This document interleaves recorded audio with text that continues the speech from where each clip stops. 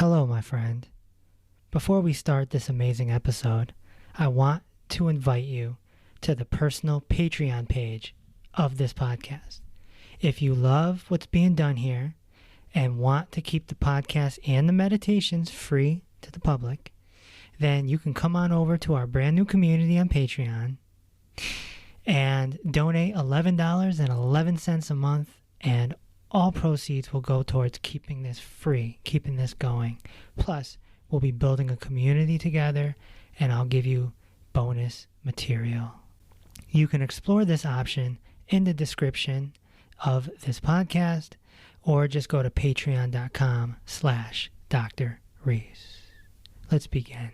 Welcome to Inner Peace with Dr. Reese, a program that can help you become liberated in the modern world. Now, here's your host, Dr. Kevin W. Reese. So, are you familiar with A Course in Miracles? Welcome to episode 107. Today, I'm sitting down to talk to Max Ryan. He's been studying and teaching the famous book, A Course in Miracles, for 38 years. In this talk, we're going to dive deep into what the Course is about and what Master J, also known as Jesus the Christ, had to teach us, and why he supposedly came back in the 1970s to deliver this course. So sit down, relax, and take in this beautiful and valuable recording. Let's begin. Max, welcome to the podcast. Great to be here, Kevin. Thank you for inviting me. So how is A Course in Miracles a life changer? That's a big question. I would say the main thing about A Course in Miracles is the Course in Miracles is a process that helps you to move from insanity and duality to a space of unity and oneness, basically. Yeah. And that is a life changer because most people are walking around trying to fight suffering off all the time. And they're trying to fix suffering, they're trying to change themselves, they're trying to get something else or understand something. And A Course in Miracles at its core is helping you to realize and really have the experience that nothing needs to be done, that everything is already okay.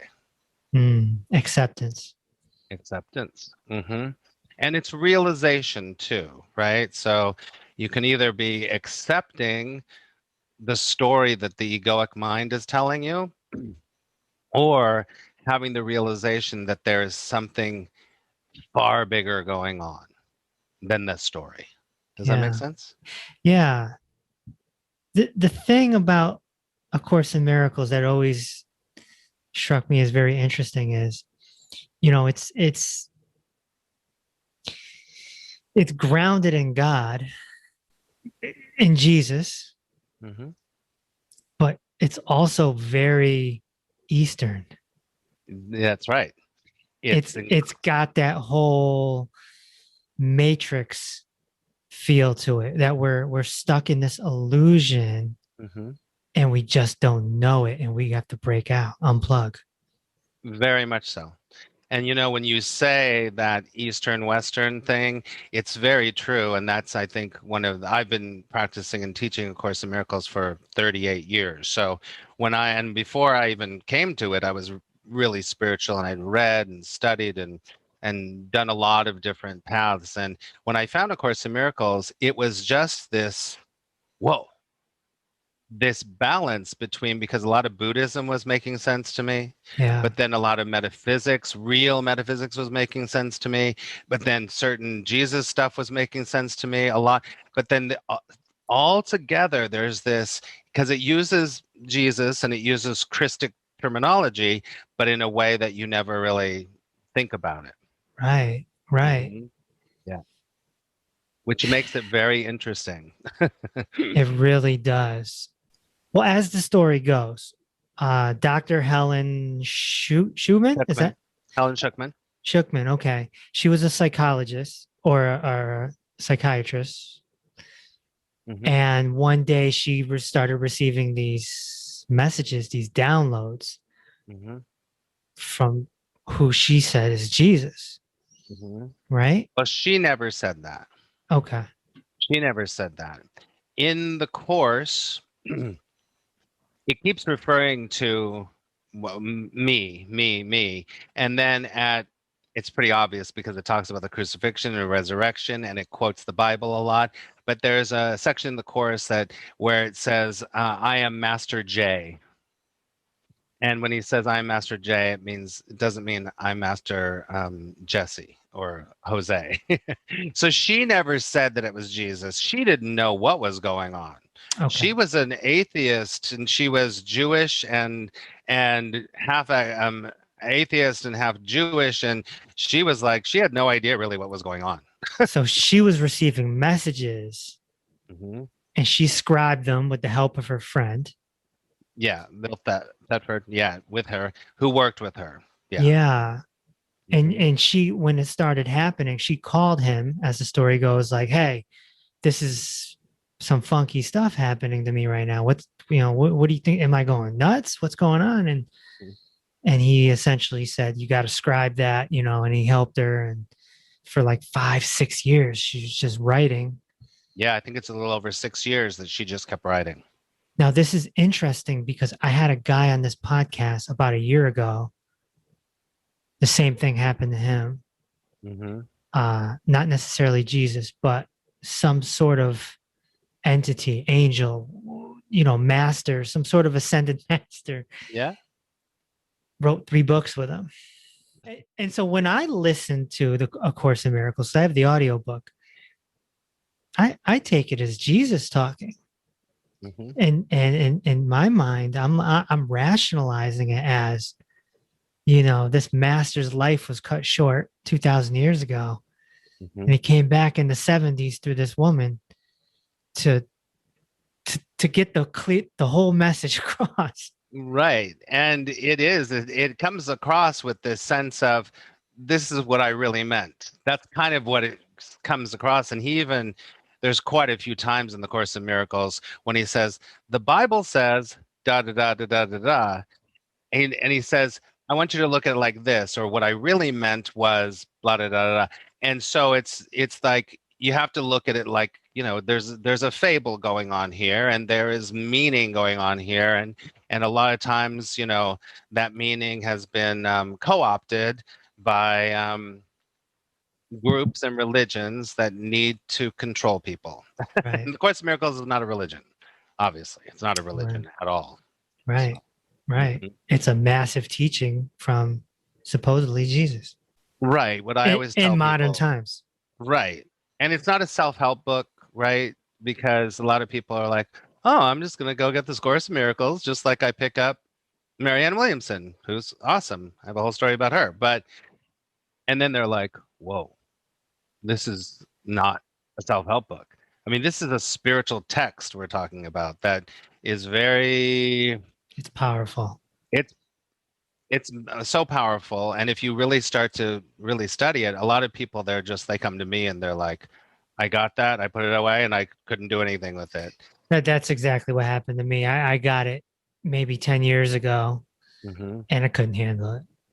Yeah, because I've been studying and practicing it for so long that it's part of how I am, and it's a big, huge part of all my levels of awakening I've had in my life. That's for sure. And so it's easy for me to be able to kind of take it and say, what's really going on here and how it applies to your life is like this. It's this situation with your daughter. This is what he's talking about. Because otherwise it's almost like a foreign language. But once you start to get the main concepts of the Course in Miracles, you will start to be like, I get that. I understand. And it shifts you in ways that you can't even describe. It's a big book too. It's not a quick read. No, it's not a quick read. Yeah. And there's three. This is I'm showing on the video. I have this is my second copy of A Course in Miracles, And the first copies I had were the original 3 that had a textbook, the text, and then workbook, and then the manual for teachers in 3 different volumes. And then I have this one, and it's all duct tape and everything, and it just shows that it does take work to do it. It And does, it yeah. just takes work to focus on it. But boy, I tell everyone, if it's not your path, it's not your path. That's for sure. But the people that find it and go, there's something here, and they start doing it, their lives change. Yeah. Their lives change. It's really beautiful. So let's dive into it a little bit. One of the topics that comes up in this beautiful book is creation with your mind versus miscreation with your mind. Mm-hmm. Can you shed some light on that? First of all, the Course would say our greatest tool is our mind. So we aren't our mind, but we have a tool as a mind, right? So, and what he's trying to do is help us to consciously use the mind in a way that helps us, this is what I always say, helps us to use the mind to get out of our mind. And that's kind of the whole point. So when we're consciously co-creating, we're using our mind correctly, meaning that we're doing our best to not allow the egoic mind, to co-opt us. Because the egoic mind in the Course in Miracles will always help you and convince you to use your mind against yourself, against others, against the world, so that you remain separate. And so that's really, and the other part of the Course, kind of referring to your question, is that he says that we're only doing 2 things here. We're either projecting from our ego, or we are extending with love or extending with God. And that's right-mindedness. The creative is when you're extending with love, extending with God. Otherwise, you're projecting from the ego. Does that make sense? Yes. And right-mindedness, yes, that's the term used in the book. Or Gautama the Buddha talked about right perspective, or right view. Yeah, right view. And the Eightfold Path. So that's kind of what it reminds me of. But not exactly mindfulness. Okay. Because mindfulness can be co-opted by the ego also. A lot of people are being really mindful and not getting anywhere. They're not waking up. Because the ego has control of, I'm going to be mindful. I'm going to be mindful. Not everybody. I'm going to be mindful because that will get me my spiritual awakening. So I'm going to be mindful. And then 40 years later, they're still being mindful, and they're really actually not really awake, and they're not really happy. They're still like, I'm meditating. I'm mindful. I'm meditating. Does that make sense? Yeah. Yeah. Because the ego can co-opt anything, especially spirituality. Well, yeah, they say that the worst part of the ego is the spiritual ego. That's the last part of the ego sometimes, right? Mm-hmm. It happened to me as well. Mm-hmm. How did that happen with you? When you gain so much knowledge and you start spewing the knowledge and becoming a teacher, there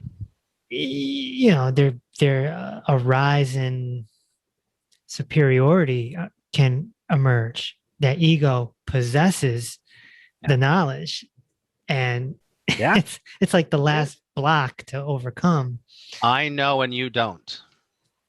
I know and you don't. And if you don't listen to me, the inner critic starts judging. Yep, exactly. And I need to make sure that I'm right.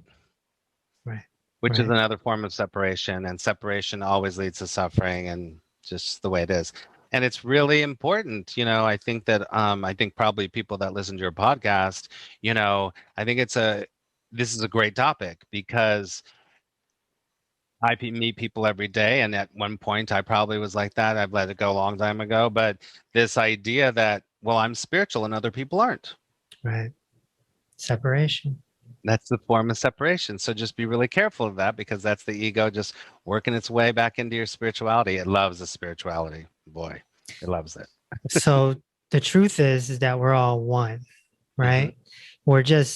We have individual bodies, and but we're really all formless and one. Right. That's right. In the Course, it calls it the sonship. Mm, So it's in traditional, it uses a lot of traditional Christianity or Christic philosophy, Father, Son, Holy Spirit. It doesn't say Father, 500 billion sons and one Holy Spirit. There's one Son. And that is, we are the emanation of God's source itself. And we're all connected no matter what. We're all connected, even if we can convince ourselves we're not. In a body and in this world, of course, it seems like we're separate. But there are glimpses of moments where you're like, well, of course, I'm connected with my neighbor. I'm connected with the person I love. I'm connected.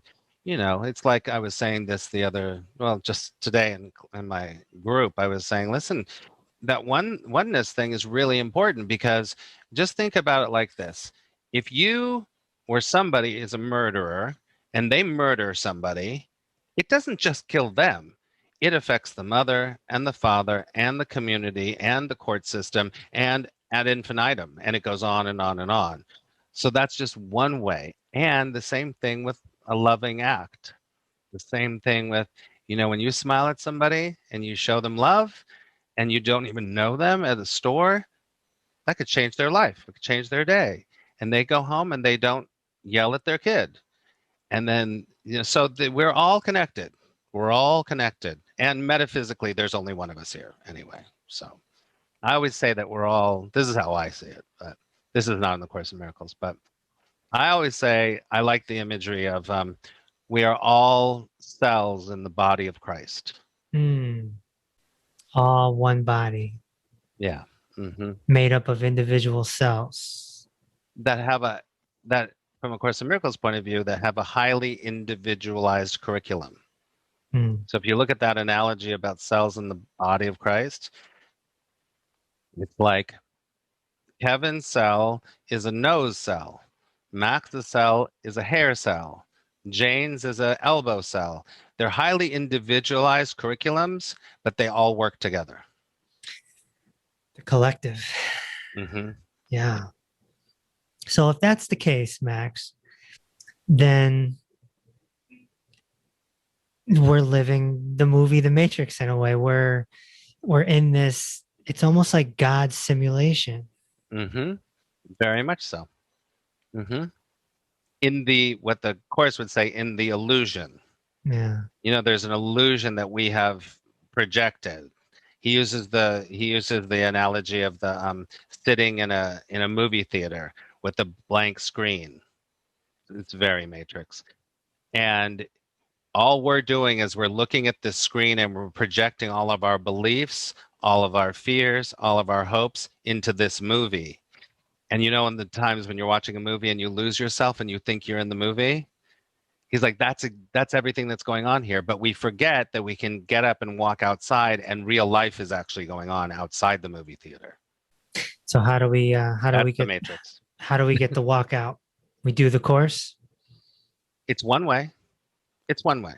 Listen, people awaken spiritually without any spiritual guidance. People just wake up. That's for sure. They get the game that's been going on here. The Course is one way to do it, and it's a very gentle way, and it slowly, meticulously gets your mind to think correctly or think more in alignment with Source, with God, with love. And once you do that, like I always say, then you start to get the game that's going on here. It's all a game. It's all kind of ridiculous. Yeah, I've always said it's kind of like a school. Yeah. Yep. For sure. And we're unconsciously choosing to stay in that school over and over and over because we think that that's reality. Reality is far bigger than that. So how do we change fear into love? Because fear is that overwhelming Of course. feeling Hmm. that keeps us, man, in hell, so to speak. Hmm. First of all, let's go to a basics of A Course in Miracles. It states that only love is real. Mm. Fear is not real. So to try to attack fear, to try to manage fear, is a loser situation. Mm. You're not going to be able to do it because it's trying to catch a ghost. It's not real, it's an illusion. And it will keep shifting around and changing. And as many times as you try to, this is why people with anxiety and everything try to deal with their fear, it doesn't work because fear isn't really real. It's a projection in a mind that has lost its way. That's all. And so we don't try to change fear to love. We remove the blocks to the presence of love, and then love is just there. Mm. There's a million projections of fear. So you start to remove those. And when you remove those, what's underneath? Love. Yeah. Does that make sense? Yeah. How do we move out? How do we clean out these obstructions? We have to identify them first. Mm. So in the Course in Miracles, he says, love is something you cannot learn, but you can learn and know the blocks to love's presence in your life. Most people are walking around not realizing that their anger is keeping them from love, their judgment is keeping them from love, their self-hatred is keeping them from love. All these things are keeping them from having the life they want. But you've got to be able to see that it's not a bad thing. It's just an illusion. Mm. Your judgment of your brother being that they're horrible and they're bad and they need to whatever change, that's just keeping you from discovering what's already here. So you're waiting for them to change before you find love. It doesn't work that way. So the course is so beautiful, especially the workbook and the daily lessons. It's methodical. Little by little, the mind starts to go, what? I'm giving everything the meaning? No, that meaning is there. And then you think about it and you're like, wait a second, I did give that meaning. And then you go on and says, oh, I want to see things differently. Yes, I do. So meticulously 365 lessons of the workbook, you begin to you get it. You start to go, wait a second, I can just be peaceful. I can just chill. I can just allow flow and love and grace. That's a long answer to your question. A lot of it is dissolving these judgments, right? Huge. Yeah, it's a big one. It only comes from the ego. Hmm. That's right.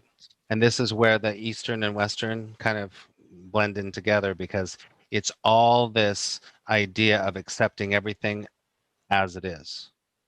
Buddha, it is what it is. What makes it wrong is your judgment on it. And the Course in Miracles says when you change your mind, you change your perception, you have a miracle. Mm. So when you change your mind, you have a miracle. And when you have a miracle, you become different. And when you become different enough times, you start to have a completely different relationship to yourself, God, and the world.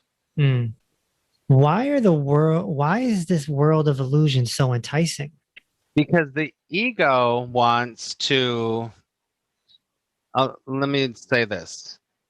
In the Course in Miracles, it says, do not be misled. The ego wants to kill you. Mm. So what that means is it wants to make sure that you never, ever really get that you are already okay, that you're peaceful. So the enticing thing is the ego goes, oh, let me do that, and let's do that. That will help you, and this will help you, and try to do that. So it's like, I just watched, I don't know if you've seen this, it's really beautiful, but the new live action version of Pinocchio, which was done in Italy a couple of years ago, I haven't seen it, no. it's amazing. It's amazing.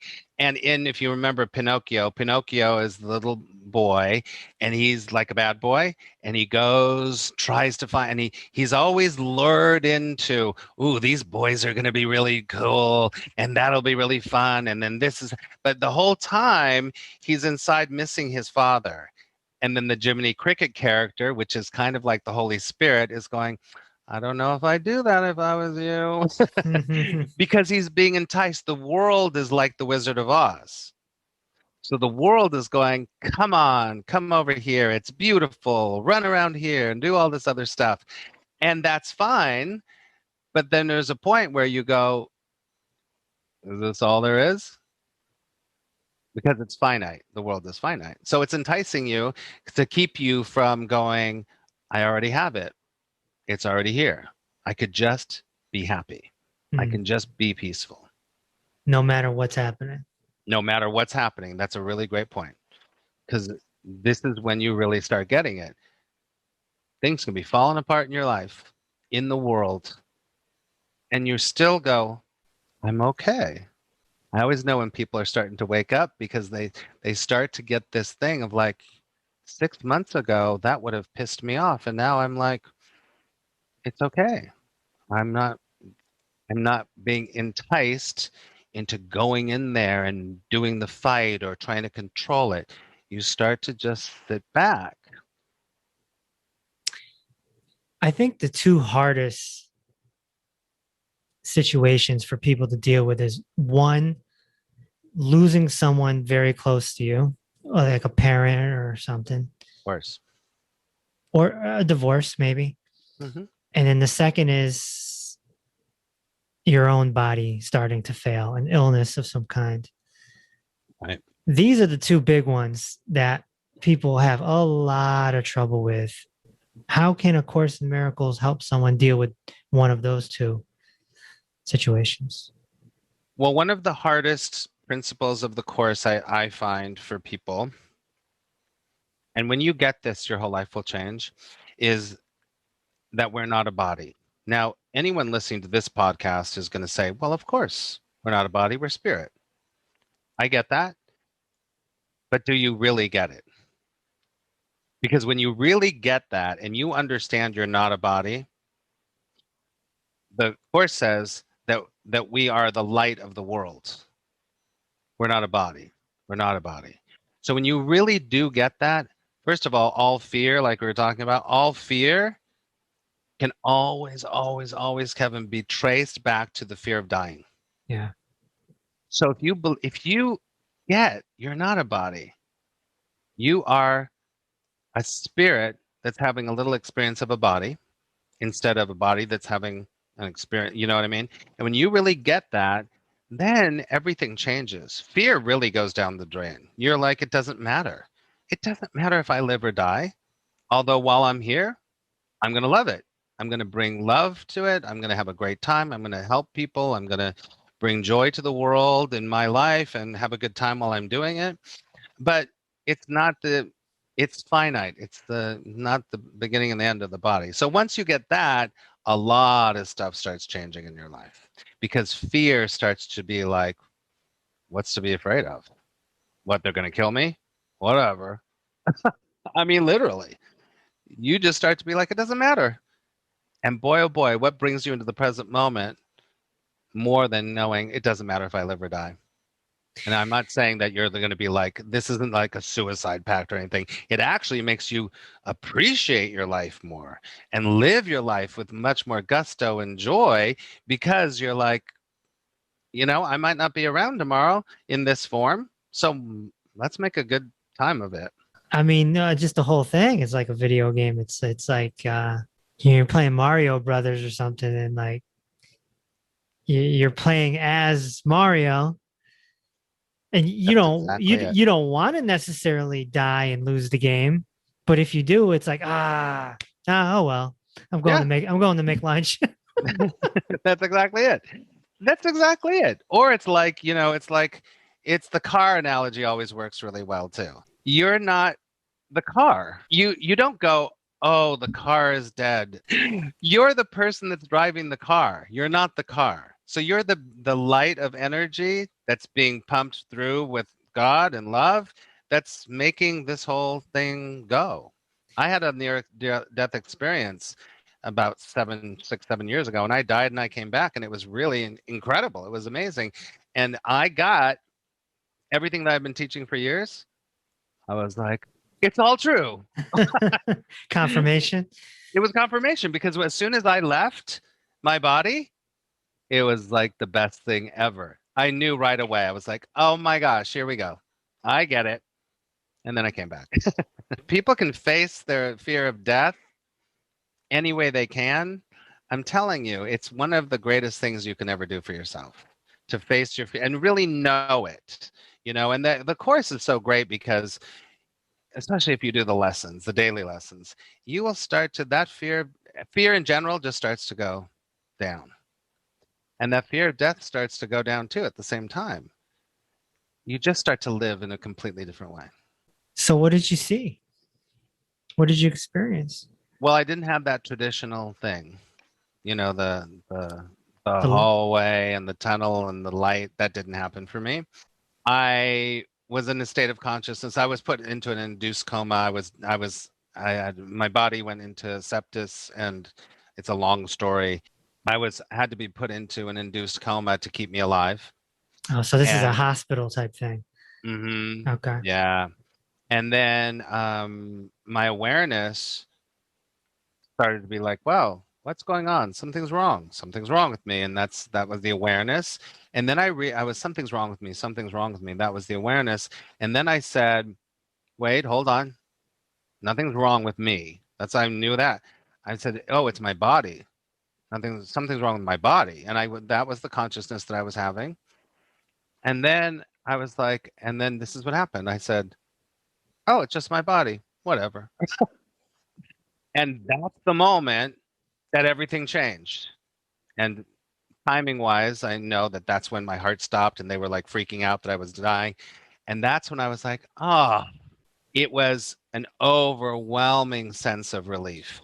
Like you took off a pair of tight shoes. Yeah. And it was all very mysterious and beautiful at the same time. There were so many things going on. It was the most beautiful thing. But at the same time, I was very familiar with it. I was like, oh, yeah, I'm back. It felt like, oh, I'm back. That's what it felt like. And it was all easy peasy. Love. Yeah, I didn't see anyone. Nobody came up running to me, or, I didn't see any pearly gates or any of that stuff. But my consciousness was like, ooh, all over the place. Okay, yeah. Completely. And I could tell you some really bizarre stories about the moment that happened, when friends of mine that were in Australia and in England and all this place, and they're very spiritual, intuitive, and in the same moment they saw me in front of them. I was all over the place. It was like crazy. So how did you deal with the lead up to that moment? Because that's the real scary part, I think, for humans, is going through the body failing type thing. Maybe it's easier in the 80s or 90s, but as someone in their 20s or 30s or 40s or 50s, it's kind of like, this is too soon. Okay. I started getting really sick, and I was like, I have the flu or something. I don't know what's going on. I went to one of those urgent care places, and they were like, oh, you have the flu, go home. And something in me was like, no, there's something wrong. But I went back home, and I was like, this isn't good. I went back there again. They were like, no, you have the flu. And I was getting the shakes and all this other stuff. They're like, oh, it's just, first of all, those people didn't do the right thing. And then all of a sudden, a day or two later, my whole body was out of control, and I was freezing. And it was in California, it was 110-degree weather, and I was freezing. I had to be taken to the hospital. And I remember thinking, the lead up to that, I was concerned. I was like, something's going on here. And there was definitely fear. There's no doubt. And I had been doing this work for a long time. There was definitely fear. But the fear was the unknown. The fear was like, what's going on with me? I wasn't really fearful of death, really. I was fearful of, why is my body doing this? Why don't I have control over anything? You know what I mean? So it's interesting because it came to me, this is like 6 years ago. So I've been on this path for many years. I'm 56 years old. I've been doing it since I'm like 15 years old. So I had been dealt with that. And I did have fear, but it was more fear of like, how's it going to happen? Am I going to die? It was more like that for me. But I can Yeah. imagine people that haven't been doing work for a long time and things like this happen. And I deal with people, and I have, some of my students that have, stage 4 cancers, and I've worked with people that are sick and everything. That fear is gripping. It's real, and it's real. You can't tell someone that fear is not real. Right. You can't. But you can help them to understand what the fear is doing. So my answer is probably not as typical as other people's. Mm. I don't know. Yeah, that is some heightened fear. Yeah, for sure. It takes a lot of acceptance to. And there's a reason why people, when they get diagnosed with life threatening illnesses like stage 4 cancer or whatever it happens to be. That's why there's a percentage of those people that wake up because they get, oh, damn, I'm not my body. They get it. Other people suffer through it, and they keep holding on to, I got to keep the body alive. I got to keep the body alive. I got to keep the body alive. And that's suffering, right? But there's a percentage of people that wake up spiritually when they get a life-threatening diagnosis. There's something about the whole when we become obsessed with fixing something that leads to suffering, mental suffering. Always. And what likes to fix it? The ego. Oh, we got to fix something. And something's got to change, and I got to fix it. I got to search for the answer and make it complicated. In the meantime, you're just sitting back for the ride going, I guess I'm on this fear ride. But we don't have to be. But we still got to take care of ourselves. Of course, we need proper nutrition. We need a little exercise. We need to wash our feet, Of course. Yeah, for sure. I mean, there's self-respect. This whole thing about trying to love yourself and everything. Trying to love yourself it's not a bad thing, but just remove some of the crap in front and you will just be love. And you will just automatically be like, well, you know what? Drinking 10 cans of soda feels like crap. Oh, maybe I should drink some water. Yeah. Okay. You just automatically have a reverence for your life when you start to do the work. You just do. You don't have to be a fanatical. You don't have to be a vegan. Nothing against vegans. You don't have to do yoga 50 miles. You don't have to. You don't have to. You just have to wake up and go, oh, there's a reverence here, a grace. You just naturally walk through the world and go, wow, I'd rather eat that. That feels better. Yeah, I heard one master give a great analogy one time. He said, my body is like my pet. I take it for a walk. I feed it. That's right. Totally. And if you don't take it for a walk, it's going to get sick. Mm-hmm. Yeah. And if you don't play with it, it's going to get angry and it's going to bite you. That's true. That's a big part of, lighten up, play. So often we hear of these miracle healings, since we're talking about the body. And in the Bible, there's quite a few of them. Some through Jesus himself. This is known to happen. I'm a fan of Dr. Emmett Fox from the early mid 1900s. I love him too. Yeah, he talks about it. I have one of his books sitting right there. That's so funny. Yeah, man, it just switch the thought to God and get that gratitude, and things can happen, right? Yeah, for sure. It comes back to the right mindedness. It's like, when Jesus performed miracles, it's like, let's just take the walking on water miracle, the story about, he's in the boat and all the apostles are, and then the storm comes and it's going to go over and they're flipping out and he's in the back having a little nap and whatever. And they're like, Master, we're going to die. We're going to die. We're going to die. And do you remember what he says when he wakes up? Did he call them fools or something? You have no faith or something like that, he said. He says, oh, ye of little faith. And then he steps out of the water and they're like, what? And he's like, just watch me. And then he just walks on the water because he knows that it's the fear that's keeping them in a box. And you will always create what you defend against. That fear is gonna, you're, oh my God, I'm gonna die, I'm gonna die. And a miracle, it's kind of like, Jesus doesn't have anything else, or anyone doesn't, but anything else in their mind other than God, other than love. So it's like when that one story in the Bible, it's kind of incidental, but I just love it. When he sees a lame man sitting on the side of the road who can't walk, and then he's walking by, I think he's with his apostles, and he just turns to the guy and he goes, "Get up." He's like, "You don't understand. I've been like this for 50 years." He goes, "Get up." And the guy gets up because he doesn't see the lame. He doesn't see that because that's not of God. The message here is strong belief, right? Yeah. It's kind of beyond belief, Kevin. It's the knowing.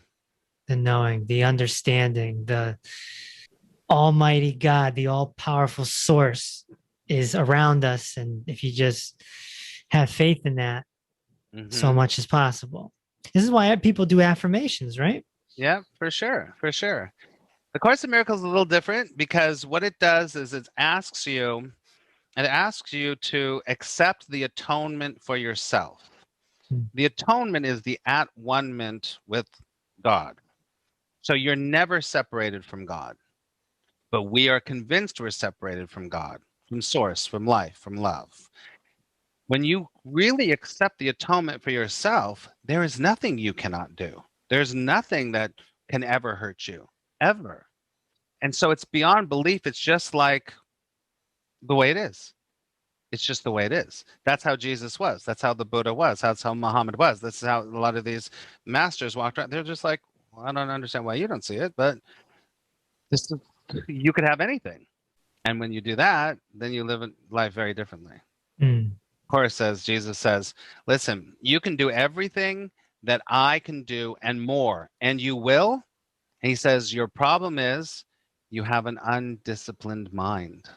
That's profound, because so many people usually put their discipline towards the gym, looking to get a six-pack of abs, or they put their discipline into their career. I mean, look, people have been saying it for centuries. It's the present moment is the key to the whole shebang. It is. Because the past is depression, the future is anxiety, but right here, right now, it's all good unless there's a tiger that's about to attack you. But even then, you're not a body, so it doesn't matter.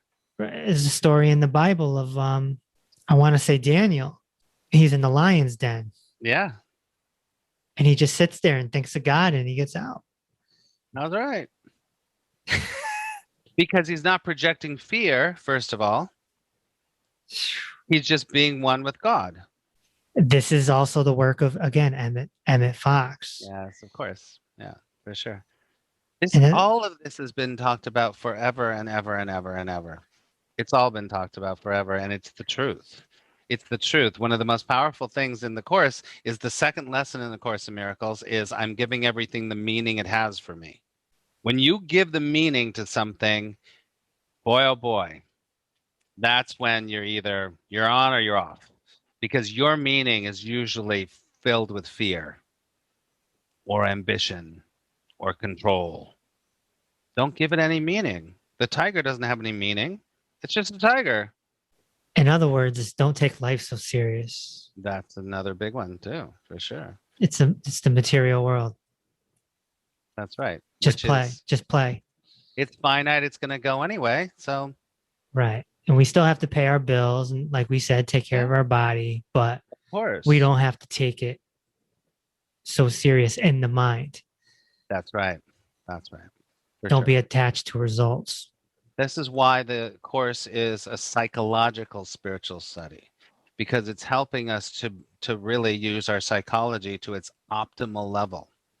Yeah, and Master J mentions psychology a few times in the Course, and I read that Dr. Helen thought that he was using her because he knew that she was a psychologist. So he was talking Yes. to her in that way of, Mm-hmm. your modern psychology, blah, blah, blah, like kind of like that. Like he Mm-hmm. came to a psychologist. It's like perfect, isn't it? Yeah. It's just perfect. This is all the newer versions of A Course in Miracles have everything in it. There's one that called Psychotherapy, Purpose, Process, and Practice. This is in the regular book. And this is fascinating. Reading this is really fascinating because especially if you understand psychology at all, it's really, I mean, it's so perfect because you use your mind. I think I said this at the beginning, to really be able to master your mind to get out of your mind. So you don't, so it's you're not a slave to the mind anymore. Mm. All this mind work to get out of the mind. I know it's really funny, isn't it? Yeah. It's true though. If we start projecting fear and anger, or we repress it, Worse. even That's worse. worse. It's even worse. Mm-hmm. This happened to me recently. What some people call dark night of the soul, where I thought I was doing so well on my spiritual journey, and all of a sudden, bam! I know. It's happened to me. Mm-hmm. I mean, uncontrollable crying, Mm-hmm. loss of sleep, Mm-hmm. and it led to God, what I call God moments. Mm. When you start talking, Yeah. when you start praying, Yeah. and then things happen. For sure. What did you discover? Well, I'll tell you a quick story. This happened last week. I was having a down day because it's still not fully over. I'm still, Mm-hmm. I'm not as bad as I was February, March, I'll tell you, but it's still lingering. I was having a down day. I hop in my car, I go to the park. Beautiful day out. I'm listening to A Course in Miracles audiobook on my way there. And Master J says, I'm paraphrasing, but he says, pray through me for right mindedness. So I get to the park and I'm on a bench, watch it looking at the river. And I do that. I do exactly what he said.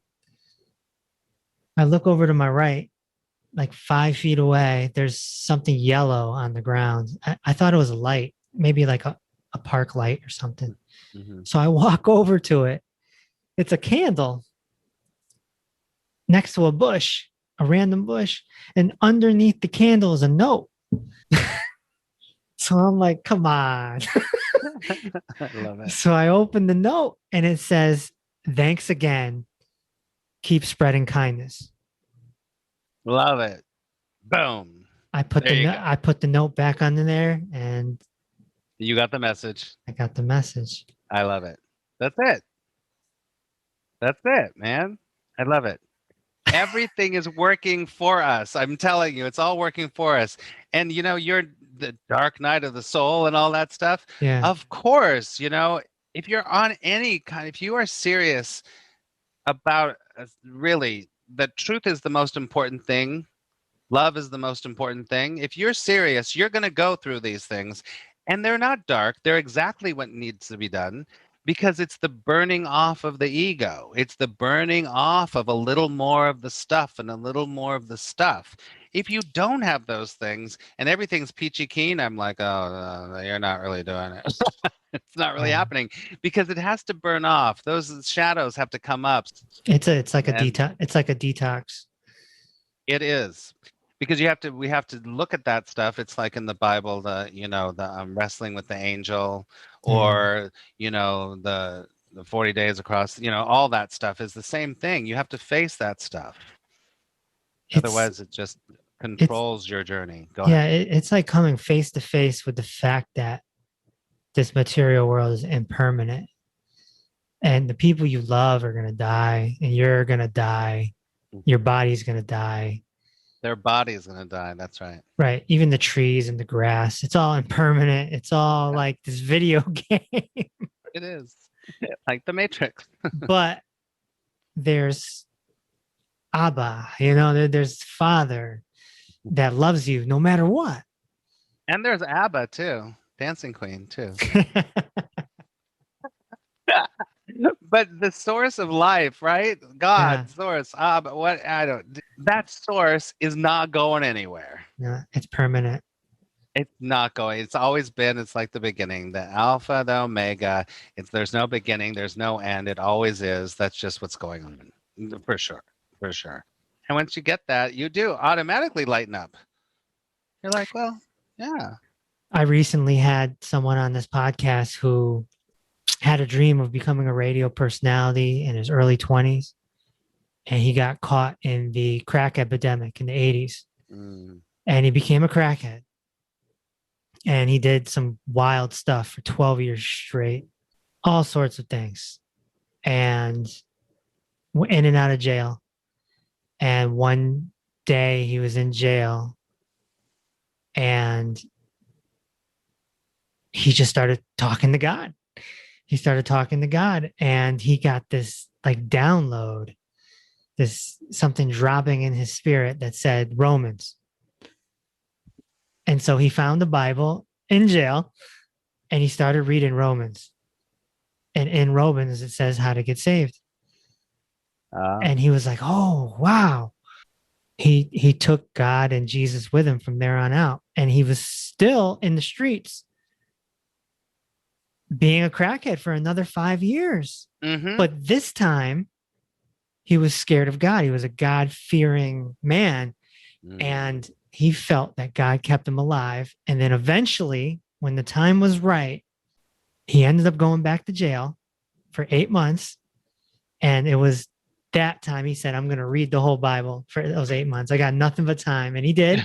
And Right? he came out and he kicked it and started a new life and ended up becoming a radio personality at a Christian station. I love it. I love it. That's fantastic. It took him like 15 years. Mm-hmm. Yep, that's exactly right. Listen, we never know. We never know. But there is that essence of when you give up control, then things start to roll.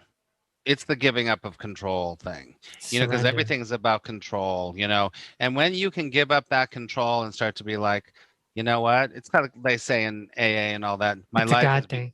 it's a God thing. And then It's a God also, thing. what's the other thing that Let go and let God.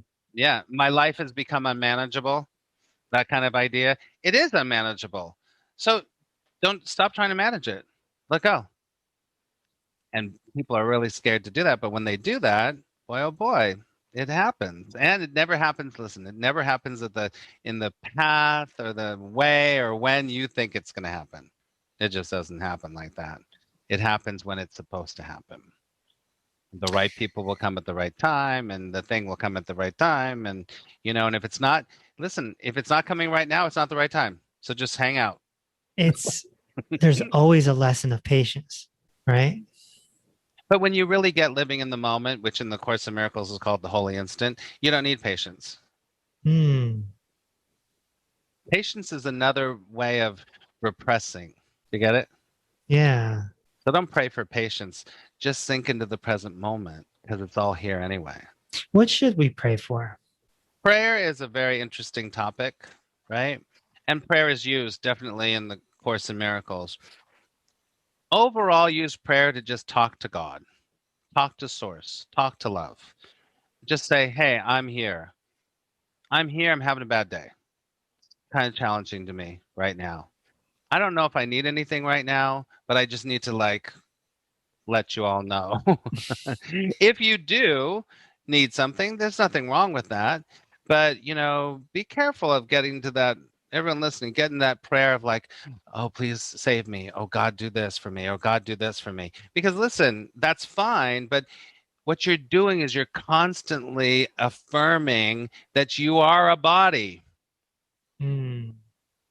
If you weren't a body, you and God would just be like, hey, dude, what's going on? Like you and God would be at one, the atonement would be happening, and you would just be like, isn't it a beautiful day? Aren't we having a great time? Let's go surfing.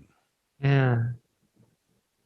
So be careful of those pleading prayers, because it keeps you in that place of I'm here and God's up here. No, our will and God's is exactly one. What about law of attraction or what Emmett Fox used to call demonstrating? It's the same thing. Yeah. In the Course in Miracles, one of my favorite parts of the Course in Miracles, I teach law of attraction. I had for many, many, many years. And I realized that I would teach people law of attraction because I know how it's very easy for me and I know how to do it and it's very easy. But I was realizing that people were like, they'd either get it or they wouldn't get it or they get things and then they'd go down. I'm like, oh, they haven't done the Course in Miracles, so they haven't cleaned out all their stuff out of their mind. Not Mm. enough. So the Course in Miracles says, you see what you expect what you invite, and what you invite will come to you exactly as you sent for it. That's a direct quote from the Course in Miracles. So you see what you expect. I see misery because I expect misery. Life is hard, so I see life is hard, right? You see what you expect, and you expect what you invite. So what are you inviting? Am I inviting fear? Am I inviting love? Am I sitting there going, "Oh, I hope that they don't judge me. I hope they don't judge me." And then guess what? They judge you. It will come to you exactly as you sent for it, because the one thing that's really important from Course in Miracles and Law of Attraction is that he says our greatest power is our power of choice beyond the insanity of the world. So if we whatever we choose, God, source is just going, okay, sure. I'm not going to take the choice away from you. But as soon as your mind starts to get right, you start to just go, well, why couldn't I be a millionaire? Well, why couldn't I? You know, there's right, Emmett Fox too. Because there's the blocks aren't there anymore. You're not like going, oh, I'm gonna really use law of attraction to get $1 million. I'm gonna use law of attraction. No, that's not, because then you're desperate, and then you're like, I'm here and $1 million is over there. God, source is like you can have whatever you want to. Doesn't matter. Just decide that's what you want, and then just get it. It sounds very simple, but it's true. Visualize it, expect it, put in a little Be it. work, be it. Have you ever read The Science of Getting Rich? I have, yeah. It's one of my favorite books in the world, and I teach it, and I say it's the mini Course in Miracles. Wallace Waddles. He's like the first of the modern era teaching it. Like Yeah, for very sure. early 1900s. Yes, Before exactly. Emmett Fox, before Goddard, Neville Yeah, I Goddard, love Neville Goddard though. before all of them. Hmm. Law of attraction is the law. Right, It's right. just how it works. You just can either be conscious of it or you're kind of like just let it all flow. And it's really amazing. And I would really suggest people listen, it's like 50 pages. You can get free versions on the internet. Yeah. Read it, and you're going to be like, oh my God. Oh my God. It's amazing. It's amazing. It's exactly the Course in Miracles, I'm telling you. I almost want to do a whole other episode on the science of getting. Oh my God. I could talk about it all day long. I could talk about it all day long. So these are your two main books, The Course in Miracles and The Science of Getting Rich. Would you say? Well, Science of Getting Rich, I teach a lot. I teach it a lot because it's so aligned with the Course in Miracles. That's for sure. There's a lot. I'm also a big, huge. I don't know if you know who Jed McKenna is. No. As far as books go, Jed McKenna's work has really blew my mind about 10 years ago, and I've read everything that he's done. He's kind of the that not a lot of people know him, and not a lot of people are ready to actually read him. But he's kind of blows the whole thing out of the water at the same time. Really, really great. But listen, Adyashanti I've been following for many, many, many years. Gangaji is one of my teachers for many years. I've done retreats and Yeah, I just had her on the podcast. you did. Yeah. She's amazing. I'll send you a link. It was a good convo. Oh my gosh, she's incredible. Yeah, hard to believe she's coming up on 80 years old. I know. Yeah, a lot of people I introduce her to, my students, and they first of all they have to like just adjust to like just listening to her. They're like, oh my God, her voice. And Yeah, I'm like, yeah, I know. First big spiritual mentors was Marianne Williamson. right. Yeah, who I met when I was about 17 years old. Before she had a book, before she had anything, I went to her apartment in West Hollywood, and my friend said, "Hey, we read this book, and you might like it." And I was like, "Okay."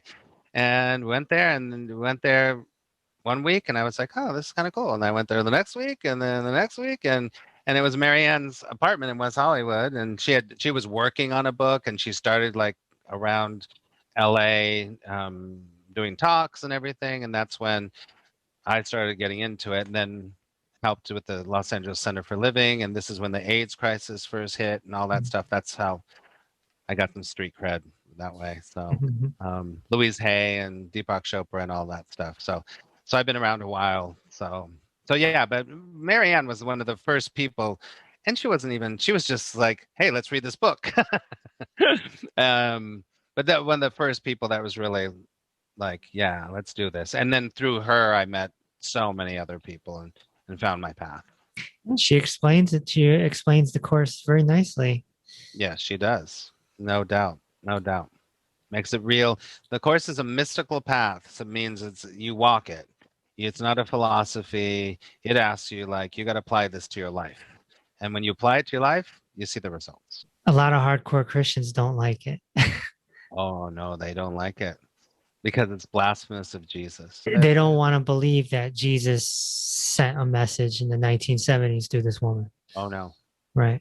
No, because then they lose power. The thing that, I came across over the last 10 years is that Jesus is been reported as one of the ascended masters who, visits certain people. Yeah.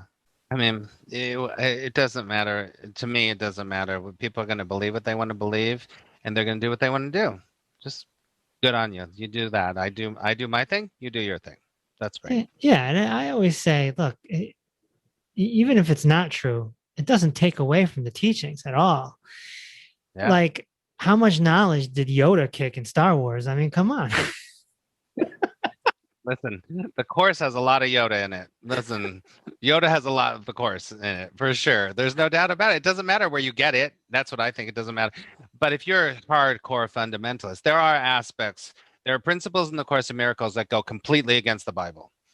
Completely against the Bible, for sure. First of all, we're not one with God. God is the Father. In the Course of Miracles, my will and God's are one.